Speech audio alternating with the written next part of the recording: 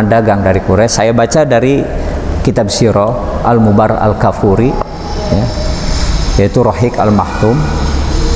Jadi si pendeta itu melihat fenomena alam yang aneh, ya. Kenapa mendadak pada sujud gitu? Model pohon, tangkal, ketika ada rombongan itu. Ya. Nah, kemudian rombongan itu dinaungi dengan awan. Ya. Dinaungi dengan apa? Dengan awan. Sebetulnya bukan menaungi rombongannya, tapi menaungi nabinya, Nabi Muhammad SAW. Nah, kemudian si pendeta Jerjis tadi dia menggali bahwa tidak ada fenomena ini, ya, muncul selain munculnya Nabi, selain kepada Nabi. Maka pas begitu tiba di Buhairah, pendeta Buhairah atau Jerjis langsung mengamati fisik Nabi Shallallahu Alaihi Wasallam dan meminta izin kepada Abu Thalib agar menyingkap pundaknya. Itu. Pas begitu pundaknya disingkap, ternyata benar bahwa di situ ada tanda kenabian bulat, ya, sebesar apel, dan itu memerah, kemudian dinaungi oleh bulu. Nah, disitulah pendeta Buhairah langsung kepada Abu Thalib supaya kembali lagi dan urusan perdagangan dititipkan kepada yang lainnya. Pendeta Buhairah mengatakan bahwa inilah yang akan menjadi penghulu umat di akhir zaman ketika itu, ya. Jadi akan menjadi pemimpin. Diharap Abu Thalib untuk kembali lagi membawa anak ini, dan kami khawatir ketika anak ini, ya, bertemu dengan orang-orang Yahudi atau orang-orang Israel, Bani Israel, dan mereka juga sama, ya, satu pamadegan lah istilahnya. Mereka juga sama berharap agar ada nabi, tetapi mereka, jika nabi itu datang bukan dari kelompoknya, bukan dari kaumnya, fa fariqon kadzabtum wa fariqon taqtulun, didustakan atau dibunuh. Itu jelas dalam Al-Qur'an. Kullama ja'akum rasulun bima la tahwa anfusukum istakbartum fa fariqon kadzabtum wa fariqon taqtulun. Jadi setiap nabi diutus, jangankan nabi dari dari kelompok lain atau dari ras lain, nabi dari rombongannya atau dari keturunannya atau dari sukunya, dari bangsanya sendiri, kan tidak sedikit yang dibunuh oleh Yahudi seperti itu. Maka pendeta Buhairah itu menyarankan kepada Abu Thalib agar kembali lagi membawa Nabi Muhammad SAW ke Mekah demi keselamatan. Nah, ini juga menjadi jawaban dari para orientalis. Mereka menganggap bahwa Nabi tahu Quran, tahu Yahudi, tahu Nasrani, tahu agama-agama terdahulu, dikarenakan Nabi pernah berguru katanya ketika Nabi berada di Syam dengan pendeta. Oleh karena Nabi itu memiliki kepintaran dan kecerdasan, maka diungkap dari ke Quran. Seperti itu. Orientalis mengatakan seperti itu. Dan ini terbantahkan. Justru Nabi Shallallahu Alaihi Wasallam di Syam itu tidak lama. Begitu sampai ke Syam, kemudian Nabi balik lagi gitu ke Mekah. Jadi tidak lama interaksi dengan para pendeta, para pastor itu tidak lama interaksi. Hanya interaksi itu aja lah dalam cerita. Silakan bisa dilihat di Tarikh Tabari, kemudian juga di Ibnu Hisham, dan juga di Rohik Al-Mahtum, bahwa Nabi SAW itu tidak sampai mondok di gereja umpamanya, atau berada di pangkuan rohib atau pastor, tidak sampai. Kembali lagi Nabi SAW ke Mekah. Itu dalam usia 12 tahun. Dan diceritakan dalam usia 12 tahun sampai menjelang usia 20 tahun, 25 tahun, Nabi SAW tidak dikisahkan, tidak diceritakan apakah profesi Nabi sebagai apa, sebagai apanya. Apakah sebagai pedagang atau sebagai pekerja atau tidak. Nah, namun ketika usia menjelang 25 tahun, ketika usia menjelang 25 tahun baru Nabi Shallallahu Alaihi Wasallam ya di situ bermitra dengan Khadijah radhiyallahu anha. Jadi bukan karyawan Khadijah, bukan ya, tetapi bermitra. Beda antara karyawan dengan mitra, beda antara pembantu dengan mitra, itu beda.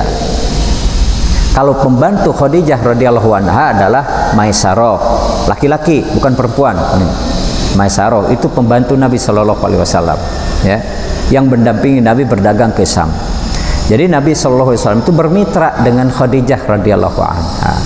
Nah kemudian disitulah ya, Khadijah radhiyallahu an mempraktikan sistem ekonominya, kalau istilah sekarang disebut dengan mudharabah.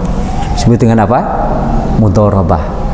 Mudharabah itu adalah kesepakatan dua belah pihak ya. Pihak pertama yang memiliki modal ya, atau disebut dengan sohibul mal. Kemudian pihak yang kedua yang memiliki skill atau keahlian, atau disebut dengan pelaku bisnis. Nah dalam hal ini Khadijah radhiyallahu an dia sebagai pemodal, sedangkan Nabi Muhammad SAW dia sebagai pelaku bisnisnya ya. Nah kemudian nanti bagi hasil sesuai dengan nisbah yang sudah disepakati ya. Maka Nabi SAW ya membawa barang dagangan Khadijah radhiyallahu an, kemudian ditemani oleh pembantunya yaitu Maisarah yang laki-laki ya. Di kita kan Maisarah umumnya nama perempuan ya, betul ya, umumnya nama perempuan, padahal itu laki-laki. Ke Syam yang kedua kalinya. Kemana? Ke Syam yang kedua kalinya. Ada yang menyebutkan dalam usia 23 tahun, ada yang menyebutkan 24 tahun, ada juga yang menyebutkan 25 tahun. Ya kurang lebih sekitar 25 tahun, karena 2 bulan setelah berdagang di Syam Nabi menikah dengan Khadijah radhiyallahu anha. Berarti sekitar 25 tahun usianya. 25 tahun usia Nabi Shallallahu Alaihi Wasallam berdagang ke Syam dengan kafilah Quraisy, tapi nggak ketemu dengan Buhairah, tidak. Dia berdagang, pure aja berdagang. Nah, karena perdagangan itu kuncinya adalah kejujuran, dan kejujuran itu ada di Nabi. Kemudian perdagangan itu, dagang itu kuncinya adalah amanah, dan Nabi adalah orang yang amanah. Kemudian dagang itu adalah kuncinya cerdas atau pintar, artinya ahli ya, tahu teknik perdagangan, dan Nabi adalah orang pintar. Makanya pulang dari dagang dari Syam itu Nabi SAW membawa keuntungan yang begitu melimpah, sampai-sampai Khadijah radhiyallahu an dia mengatakan belum pernah keuntungan yang dibawa dari Syam sebesar ini yang pernah dialami oleh orang-orang berdagang ke Syam. Seperti itu, dia membawa keuntungan yang melimpah ya. Nah disitulah Khadijah radhiyallahu an ya, sebenarnya Khadijah ingin melamar langsung kepada Nabi Shallallahu Alaihi Wasallam. Namun secara tradisi yang melamar itu bukan dari perempuan, tapi yang melamar itu dari siapa? Dari laki-laki sejak dulu juga ya. Ketika zaman sebelum Islam juga yang melamar itu dari pihak laki-laki. Tetapi Khadijah radhiyallahu anha begitu sangat menginginkan pendamping hidupnya dari Nabi Muhammad sallallahu alaihi wasallam, beserta Nabi Muhammad sallallahu alaihi wasallam, sampai-sampai dia yang ingin melamar terlebih dahulu. Padahal Khadijah radhiyallahu anha itu adalah wanita Quraisy yang terpandang, kemudian janda ditinggal wafat, dan tidak sedikit ngantri para pengusaha melamarnya, namun ditolak secara halus oleh Khadijah radhiyallahu anha. Ya radhiyallahu anha terpandang. Oh tidak terpandang bagaimana? Saudagar, perempuan terkaya ya, yang banyak karyawannya, yang banyak asetnya, banyak perusahaan-perusahaannya. Nah, jadi orang-orang itu menginginkan, terutama mungkin yang selevel dengannya, ingin menikah kepada Khadijah radhiyallahu anha. tapi oleh Khadijah ditolak. Dan Khadijah menikah kepada Nabi Muhammad sallallahu alaihi wasallam, yang melamarkannya adalah pamannya Abu Thalib, yaitu dengan mahar kurang lebih 20 ekor unta muda. Dalam buku ini disebutkan mahar Nabi itu 20 ekor unta muda. Ya. Jadi bukan dari cincin besi, bukan. Ya. 20 ekor unta muda. Namun perlu diketahui juga, kata Nabi, perempuan yang paling barokah aisaruhunna fil mahar, yang memberikan kemudahan dalam urusan apa? Dalam urusan mahar. Nah, namun ini jangan menjadi dalil akhirnya mahar ini dipermainkan. Masa ada mahar 10.000? Nah, itu jangan, ya. Mahar itu yang ideal lah. Nabi juga ketika menikah ke Khadijah itu 20 ekor unta itu ideal mahar itu ketika itu, ya. 20 ekor unta itu ideal, ya. Kalau sekarang 20 ekor apa? 20 unit kendaraan bermotor, ya. Nah, kemudian menikahlah Nabi Shallallahu Alaihi Wasallam. Dari pertikahan itu maka Nabi Shallallahu Alaihi Wasallam mempunyai putra putri 6. Satu Al-Qasim. Dengan nama inilah Nabi Sallallahu Alaihi Wasallam diberi julukan Abul Qasim, ya. Kemudian yang kedua Zainab. Kemudian yang ketiga Ummi Kalsum.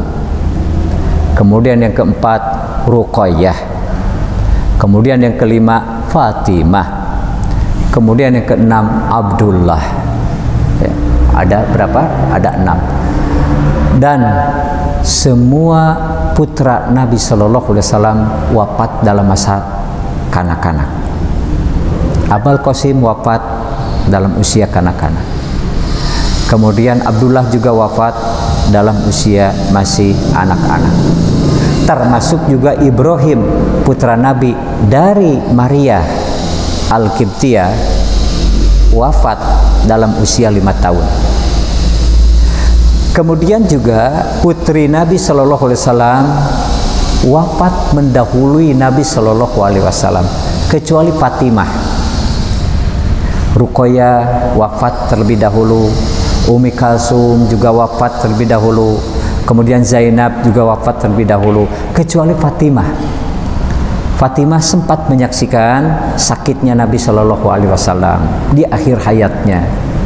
Dan Fatimah juga wafat setelah 6 bulan ditinggal wafat oleh ayahnya Nabi Muhammad SAW. Jadi setelah Nabi SAW wafat 6 bulan, Fatimah juga wafat. Kehidupan berumah tangga Nabi SAW tidak dikenal atau tidak ada cerita, tidak diketahui bahwa sisi negatif dalam keluarganya tidak ada sama sekali, ya. Kehidupan Nabi Shallallahu Alaihi Wasallam dalam keluarganya rukun, ya, harmonis, dan Nabi bisa menjalankan, ya, roda kehidupan dalam keluarganya, dalam rumah tangganya dengan baik, ya, dengan baik. Bahkan dikenal bahwa Nabi dengan Khadijah adalah figur keluarga yang terbaik ketika itu di Mekah, ya. Bagaimana tidak terbaik? Khadijah itu, ya, punya jiwa sosial yang sangat tinggi. Khadijah radhiyallahu anha itu punya jiwa sosial yang sangat tinggi, membantu orang, menolongnya, ya, kemudian memberikan makanan, ya. Kemudian juga menyerap tenaga kerja kalau sekarang dari perusahaan-perusahaannya. Sedangkan Nabi Muhammad SAW adalah Al-Amin, orang yang amanah. Nah, orang yang amanah itu kalau dulu suka dititipin barang-barang berharga, ya. Kalau sekarang kan nitipin barang bukan ke orang, ya, tapi sekarang nitipin barang umumnya ke lembaga. Apakah itu koperasi atau itu barang, bank atau apa. Kalau dulu itu ke perorangan, Ya, mungkin karena belum ada bank kali, belum ada bank atau belum ada koperasi. Nah, Nabi SAW itu dikenal sebagai Al-Amin, orang yang amanah, sehingga dengan amanahnya itulah Nabi menjadi tempat penitipan. Tempat penitipan. Nah, dulu juga sama seperti sekarang kehidupan itu. Orang yang cinta ke emas, perhiasan gitu kan, seneng, atau dia punya duitnya apalagi dulu mah tidak main transferan, bukan duit digital kayak sekarang ya. Dulu mah duitnya berbentuk fisik, dari kalau tidak dari koin emas itu dari koin perak yang disebut dengan dirham dan dinar. Bagi para pengusaha butuh keamanan. Bagi para pengusaha waktu itu butuh kenyamanan. Nah, di mana disimpannya? Ada yang disimpan pribadi dan ada yang dititipkan ke orang yang amanah. Siapa orang amanah itu? Nabi Muhammad Sallallahu Alaihi Wasallam.